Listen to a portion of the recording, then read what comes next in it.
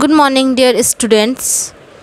Today we are reading the second lesson of class 4th book of English grammar.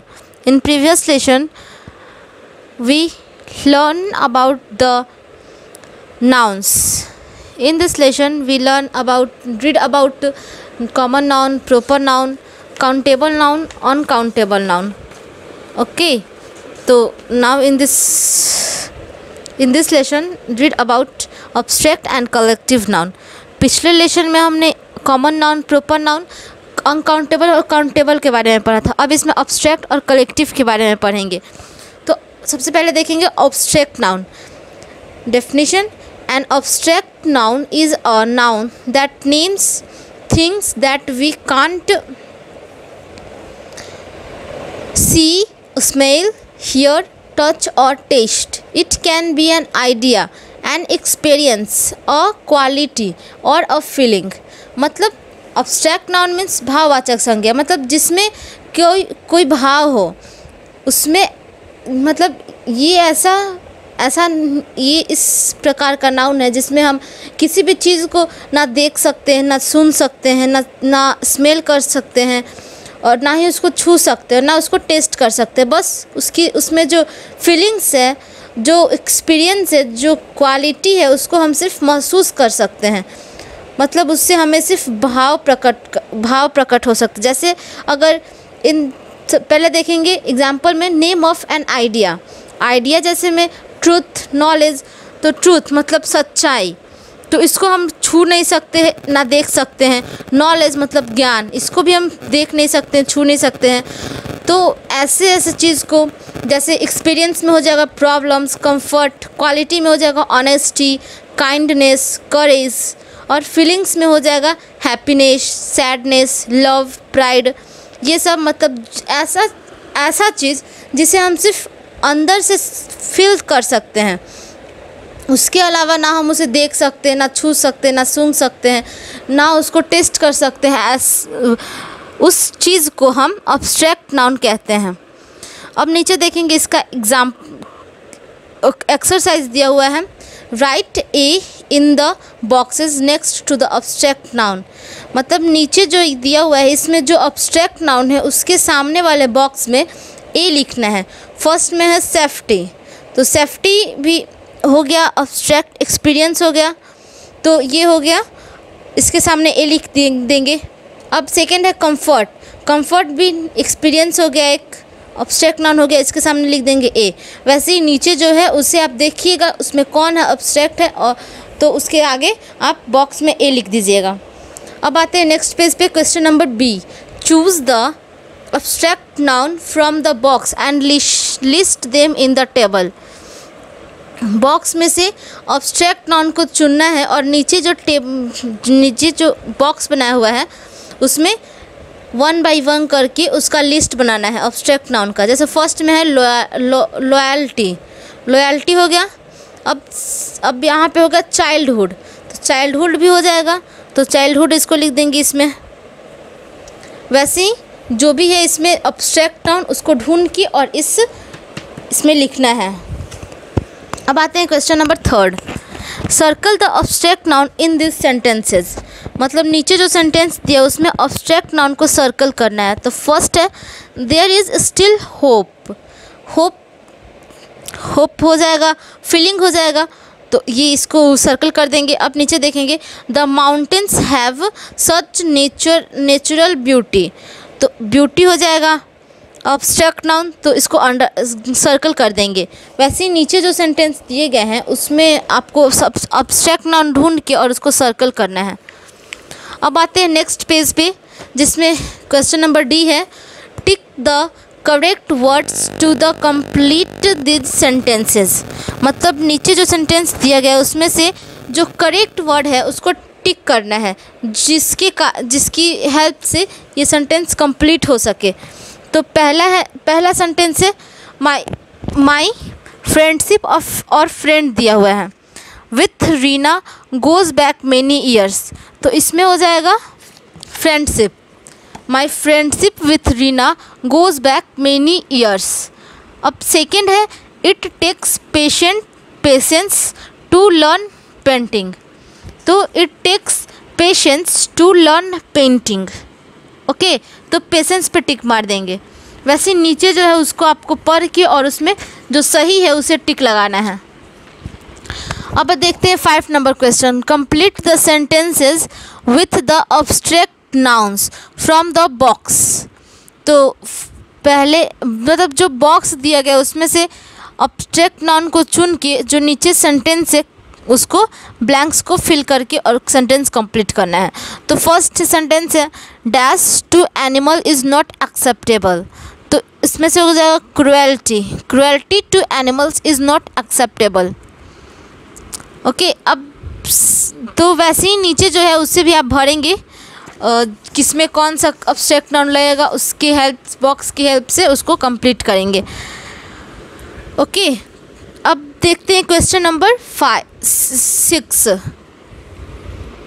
Read this extract from a story, underline and list all the abstract nouns in it.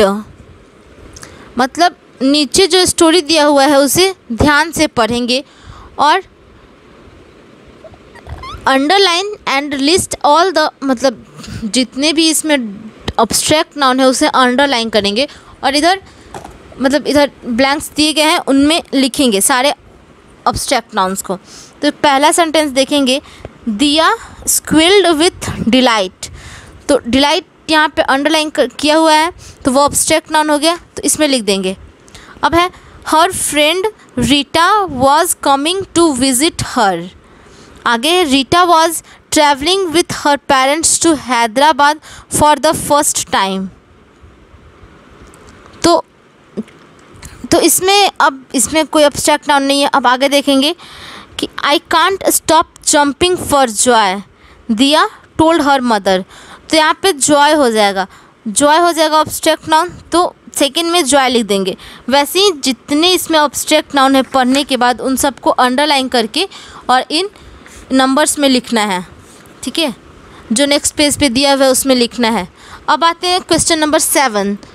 Match the abstract nouns in column A with the sentences in column B to complete them. मतलब column A में जो abstract noun दिया हुआ है उसकी help से column B में जो सेंटेंस दिए हुए हैं उसे कंप्लीट करना है। ठीक है, मैच करके। तो फर्स्ट में है स्पीड, तो स्पीड हो जाएगा डी से मैच हो जाएगा the car was travelling at a great speed. अब देखेंगे सेकेंड नंबर क्वेश्चन में, मतलब सेकेंड नंबर में मिसचीफ। तो मिसचीफ ई से मैच होगा paratha is always up to some mischief. ठीक है, वैसे ही जितने भी नीचे दिए हुए हैं 3 बचे, उन तीनों को आप करेक्ट जो उसका सही मैच है उससे मैच करके और बी वाले कॉलम का जो सेंटेंस है उसे कंप्लीट करेंगे।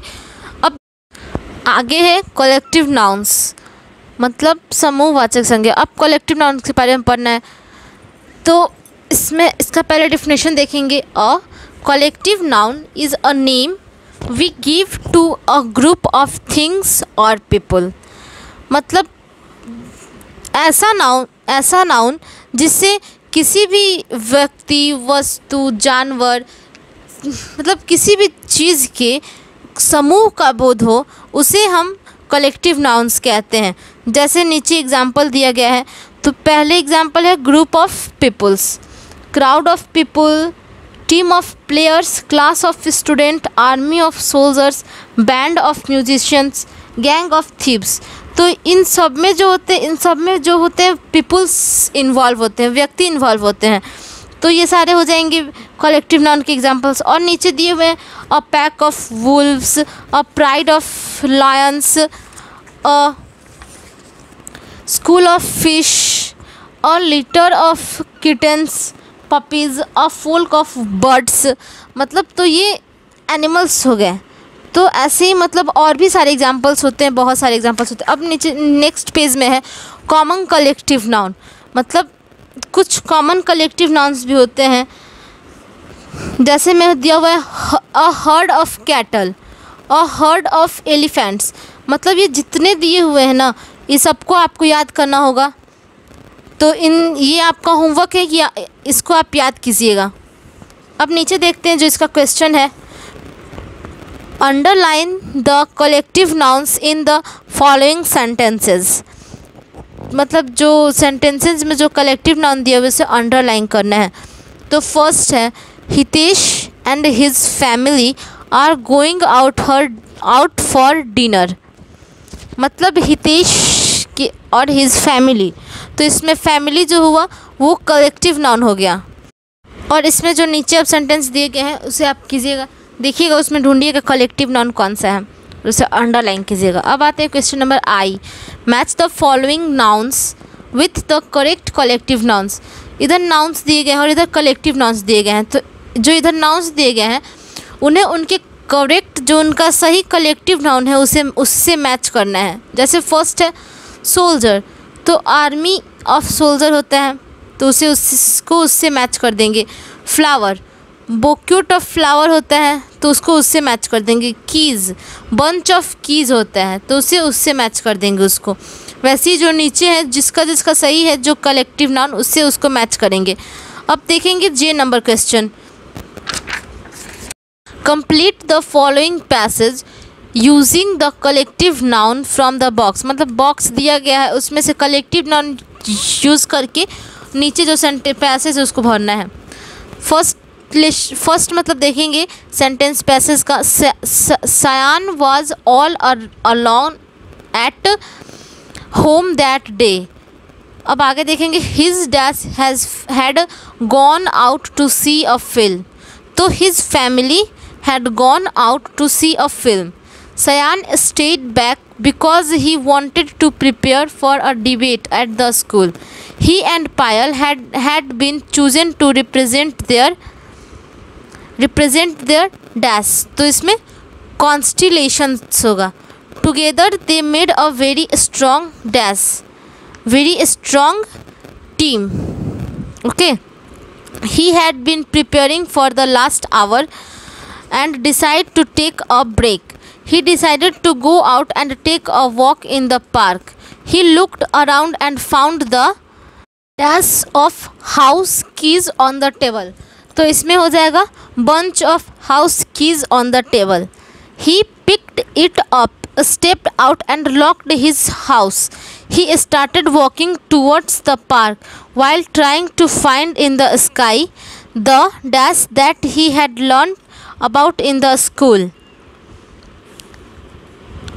And as he was walking to the park, he noticed a dash of kittens near a dash of trash. तो यहाँ पे हो जाएगा while trying to find it in the sky. The यहाँ पे होगा class that he had learned about in school. और यहाँ पे होगा litter of kittens near a heap of trash. तो इस ब्लैंक्स में आप लोग भर लीजिएगा, सारा मैंने आपको बता दिया। अब आते हैं नेक्स्ट पेज पे। तो नेक्स्ट पेज पे है डाई एक्सरसाइज। इसमें दिया हुआ है find 5 collective nouns and 5 abstract nouns in the following grid. The words may be found left to right और अप टू डाउन। और जो नीचे जो ग्रिड दिया हुआ है इसमें से 5 कलेक्टिव नाउन और 5 अब्स्ट्रैक्ट नाउन को चुनना है, या वो आगे से मतलब लेफ़्ट से राइट भी दिए हुए हैं और ऊपर से नीचे से सब जगह से दिए हुए हैं।